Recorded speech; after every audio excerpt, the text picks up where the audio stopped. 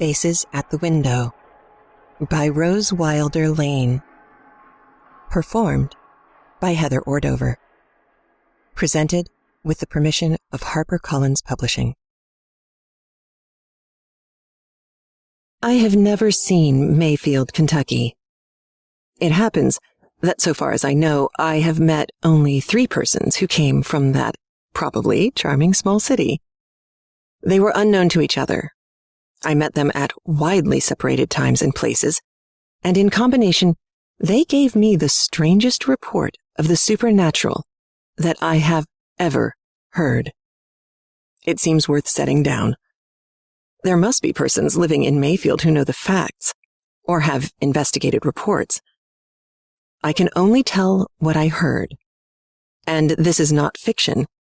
It happened exactly as I shall tell it. I cannot explain it. Whatever the explanation may be, here are the facts. In 1904, I was a young Western Union telegraph operator, working the night shift at the branch office in the Midland Hotel in Kansas City, Missouri. The Midland Hotel has vanished now. It was then the pride of a newly opulent era of magnificence. I remember its lobby as a dazzle of white marble and red plush under a glitter of crystal chandeliers pendant from a ceiling of gold. Revolving glass doors guarded it from the streets. When I first reached the city, after daring the railroad journey from Sedalia, and the Western Union manager told me to report at the Midland Hotel, these doors baffled me. My every attempt to enter the vast place ejected me, and I circled it in growing desperation, renewing my attack until, by some accident, in utterly blind panic, I found myself inside the overpowering lobby. Thereafter, I never passed competently through that revolving door without feeling the superiority of my sophistication. I came through it every afternoon at 6 o'clock, breathless after running at top speed up the block-long hill from the Kansas City main office.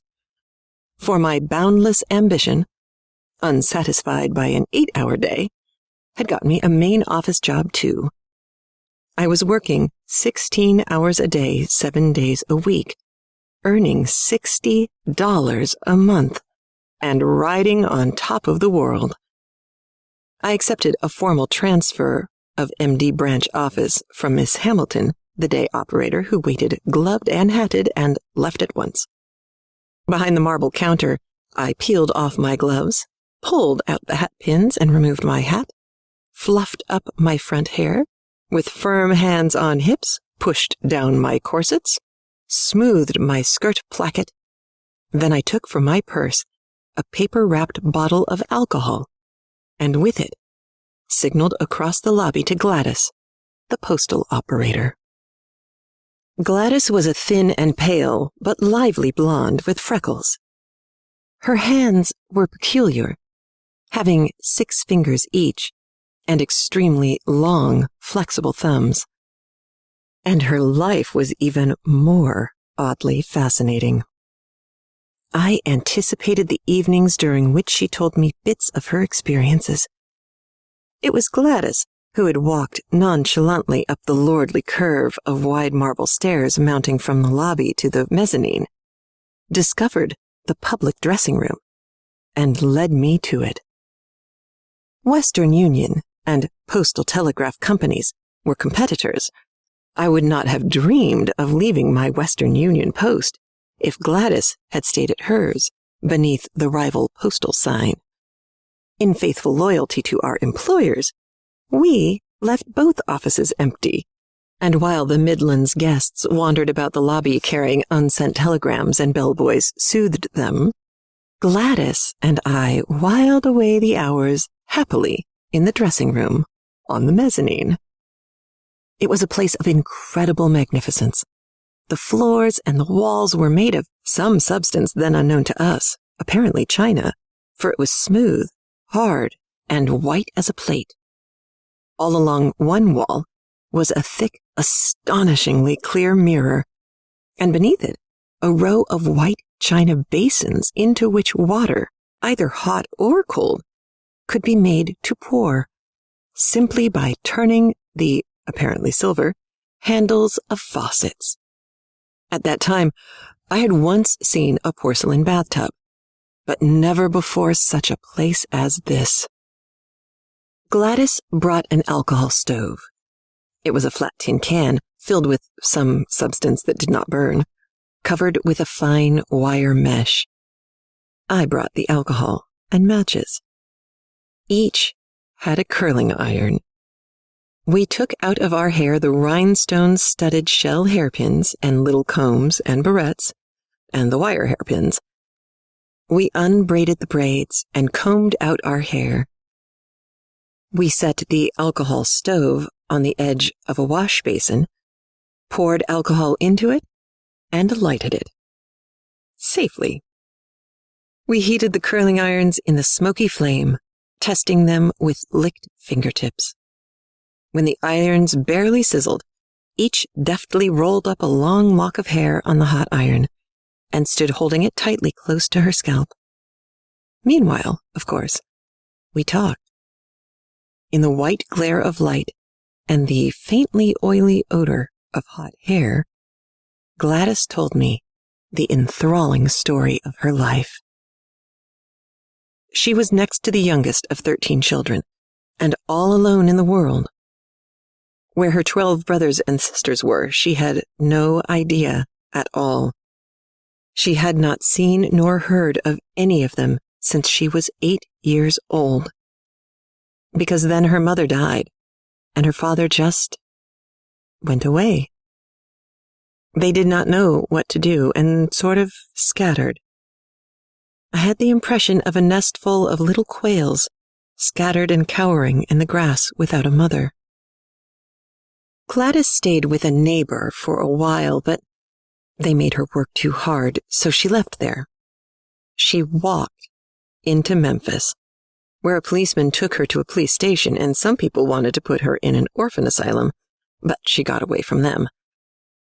She went to back doors asking for work, and she had worked for a year for a nice woman who had 3 little children and gave her some clothes. But then there was yellow fever in Memphis, and so many people died that everyone left Memphis that could. That nice family left, and Glattus was scared of yellow fever, so she left Memphis too. When she was 14 years old, but she said she was 15, she was clerking in a bookstore in Colorado Springs. It was easy, clean work, and she liked it. $3 a week, and they let her read the magazines. There, she met a girl named Amy, who came in to buy books. Amy was 14, and she was an only child. She was in Colorado for her health. She had consumption, and she was living in a hotel with her parents until she got well. Glattus and Amy became great friends. They were together all the time, and Amy's parents were pleased because Amy was so much happier. She was always laughing when she was with Glattus. They had such good times. Glattus was almost one of the family, and then Amy got well, and they were taking her back home to Mayfield, Kentucky. So she and Glattus had to part. Glattus felt bad about it, but not as bad as Amy. Amy cried and cried. She said she'd die without Glattus. They couldn't get her to stop crying, and sure enough, she cried herself so sick that they had to call the doctor again. The doctor advised them not to take her away from Glattus. So, her father and mother talked to Glattus and said she was all alone in the world. There was nothing to keep her in Colorado Springs, and if she would come with them, they would sort of adopt her as a sister to Amy, and she could live with them like one of the family as long as she wanted to, or for always if she wanted to. And she did want to. This was the most wonderful thing that ever happened to her in her whole life. I remember Glattus's face when she said that. She meant it. Nothing else so wonderful had happened to her in her life, and it had not happened For here she was at the Midland Hotel in Kansas City, a postal branch office operator, earning $30 a month and living, as I knew, in a $2 a week hall bedroom in a rooming house. What happened? I wanted eagerly to know.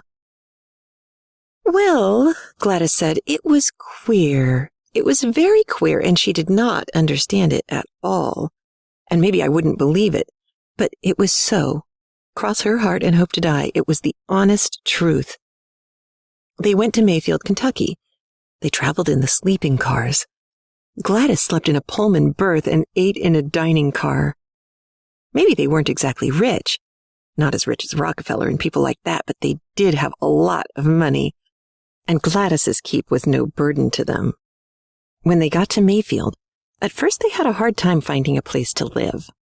Amy's father owned a business there, but they had sold their house when they went to Colorado for Amy's health, not knowing how long they would be gone.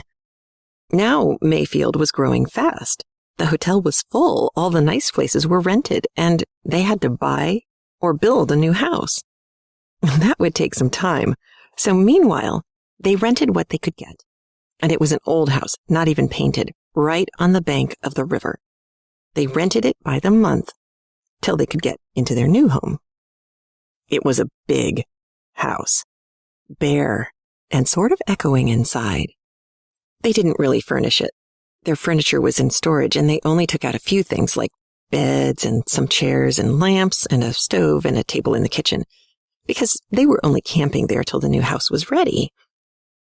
The first thing that happened was, in the middle of the first night, every one of them had the most frightful nightmare.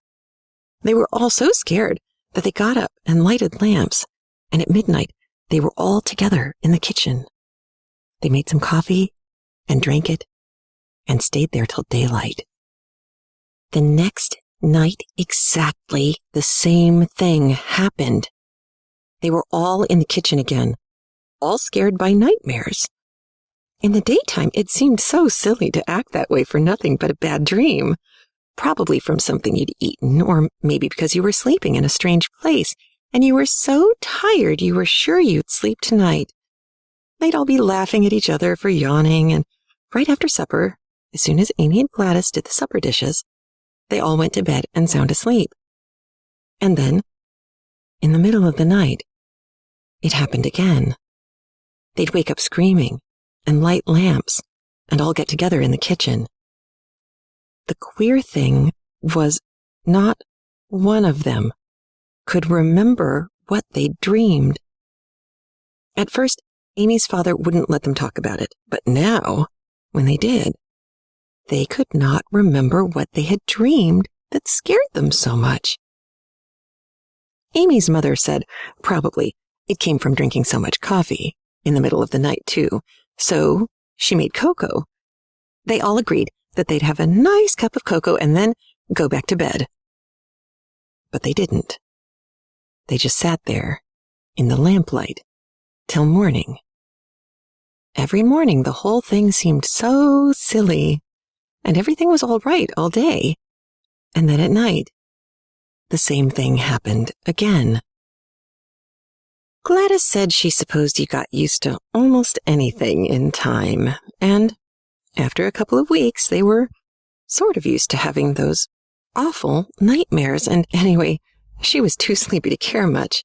But then they saw the faces. They were not real faces. They couldn't be. But whether I believed it or not, she saw them. They all saw those faces. At least, Amy said she did. Her father and mother said they did. And Glattus knew she did. She would swear it on the Bible. When they went in the kitchen, in the night, with the lamp lighted, and it was black night outside, they saw those faces looking in through the kitchen window. You know how sometimes you see your face reflected in a window pane? These faces were like that, but they were not reflections of anyone inside the kitchen. They were faces of old men and young men and women and boys and girls. Different faces. Sometimes a crowd of them. And then only one. Amy's father said they were all worn out and imagining things. He said there was nobody outside the window. They all knew there was nobody out there. There couldn't be, because the kitchen wall was at the very edge of the riverbank. The bank went straight down to the river below, and outside that window there wasn't ground enough for anyone to stand on. Next day, Amy's father put a window shade on that window. He said that nothing was hurting them. They were only imagining things that weren't so. And he had bought another house. They would move into it only 6 weeks later, when the owner had agreed to move out. Glattus had looked out of the upstairs window and made sure that nobody could possibly stand outside the kitchen window looking in. That afternoon, before sunset, Amy's mother pulled down the shade. Nothing happened that night but the nightmares. The shade over the window was down, and it stayed down until broad daylight. Glattus said she should have been able to stand it for 6 weeks. They pulled down the shade every day before sunset.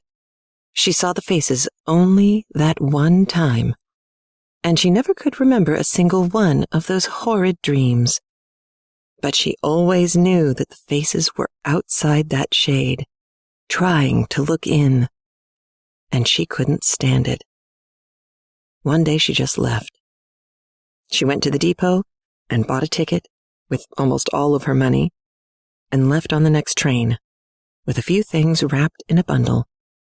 She did not take any of the things that Amy's folks had given her, and afterward she wrote to them and tried to explain, but she never mailed the letters. What happened to Glattus after that doesn't belong to this account.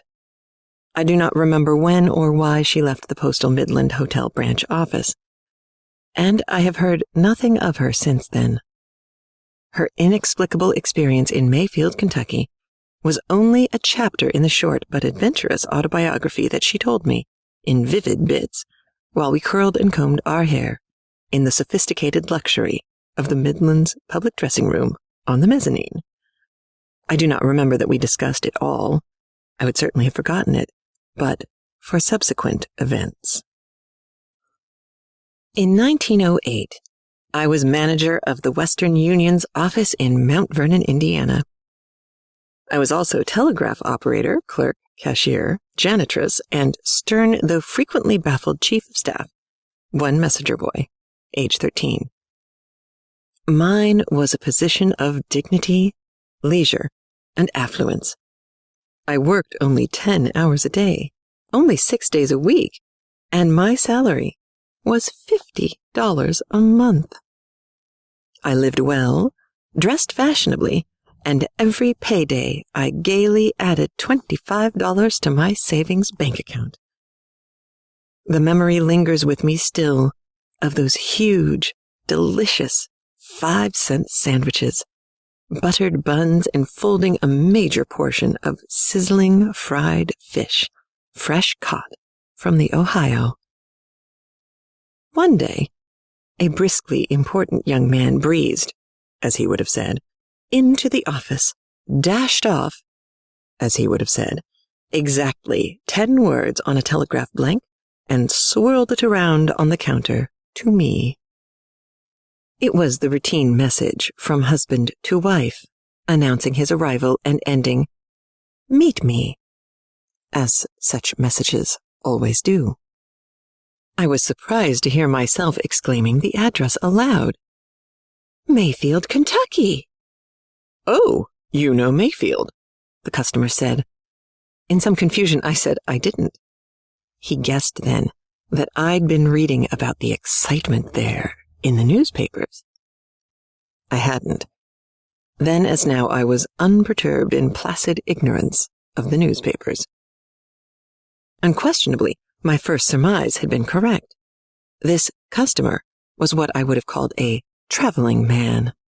In 1908, only a hayseed still said drummer.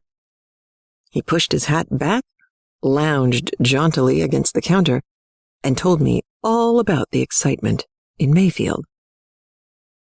There had been an old house there, he said, in the edge of the town, on the bank of the river. It was a ramshackle old place. Nobody had lived in it for years.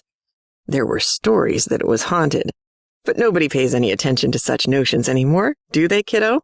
Well, here last week, the railroad was putting in a new sidetrack, and they had to widen the flats along the river where the railroad yards are, so they wrecked the old place and brought in steam shovels and dug into the bank underneath where it was, and what do you suppose they dug up?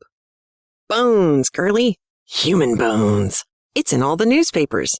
They got reporters there taking pictures from St. Louis and Chicago and everywhere. It's a big sensation. A big one. Yes, sirree, sir, those steam shovels have brought to light any amount of skeletons. Skeletons of old men and women and middle-aged and young ones and children, and they say even babies.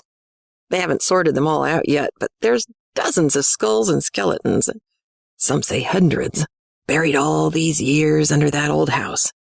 And it turns out, the papers say, that old place was an inn once. In the early days, before Mayfield was built, when the early settlers were coming west.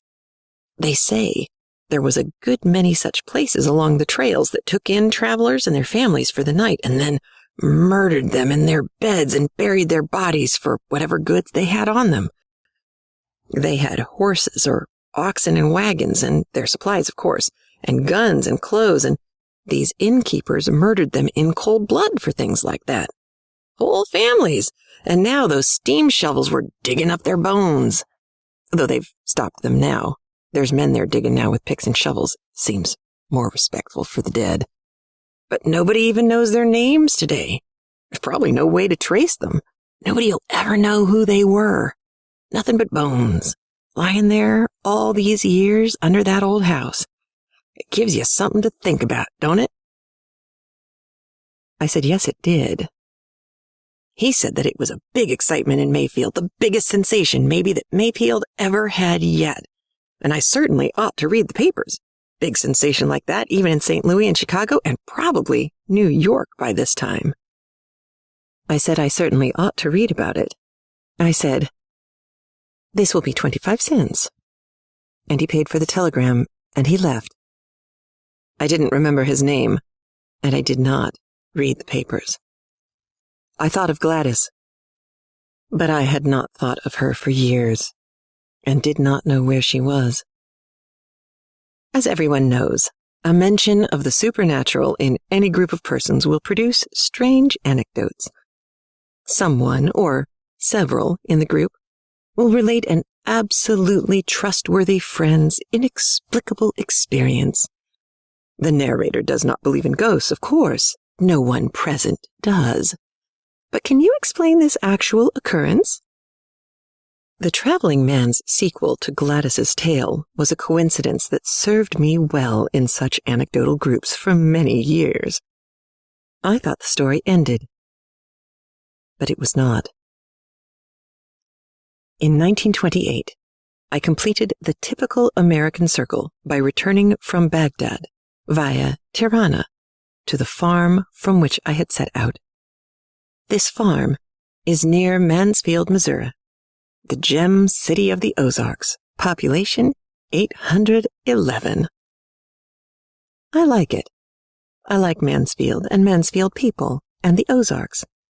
Their sea-level blue skyline, their clear limestone streams, their early blossoming springtimes, their incredible massed expanses of summer's wildflowers, their winters brown with oak leaves, their fox chases and frolics and speeding motor cars filled with singers playing guitars.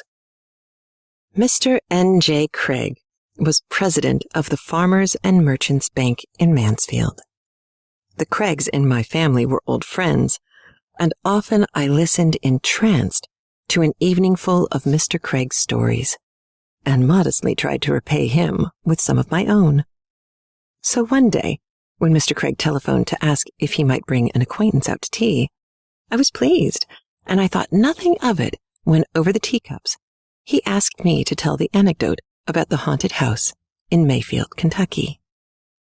I told it unusually well, I thought, for no one had ever listened more attentively or appreciatively than Mr. Craig's acquaintance. He was a quiet young man, intelligent, somewhat reserved, but observant and quick-witted, the perfect listener who doesn't miss or fumble the most subtle nuance. I finished the tale. There was a brief pause. Then he thanked me. "It is an extraordinary story," he said. "I think I have never heard a stranger one, and I am greatly obliged to you for telling it to me. I cannot explain it at all. Because, you see, I was born and brought up in Mayfield, Kentucky. I have lived there all my life, and I live there now. And there is no river in or near Mayfield, Kentucky." End of Faces at the Window by Rose Wilder Lane. Chilling Tales for Dark Nights and Craftlit, the annotated audiobook podcast, would like to extend their thanks to HarperCollins Publishing for allowing the creation of this audio story. For more information about this and other texts like it, please visit craftlit.com/faces. Thanks for listening. The story you've just heard in this channel are fan-funded. Visit chillingtalesfordarknights.com today to become a patron and help us bring radio theater back from the dead. Just click Support Us, choose an amount you're comfortable with, and become a part of our family today. Just $2 per month gets you immediate access to our patrons area. There, you'll find advanced new releases, our incredible archive of over 300 hours of productions, plus never-before-heard bonus material. Best of all, it's totally ad-free and in HD MP3 format. You get insider updates from our production team, the secret stash of streaming downloadable HD indie films, and you get to experience our patrons-only one-on-one live events, putting you up close and personal with your favorite performers, unscripted and unrehearsed. All of this and more is yours today, and all you have to do is choose your level of support. Go to chillingtalesfordarknights.com now and join us as we turn off the lights and turn on the dark.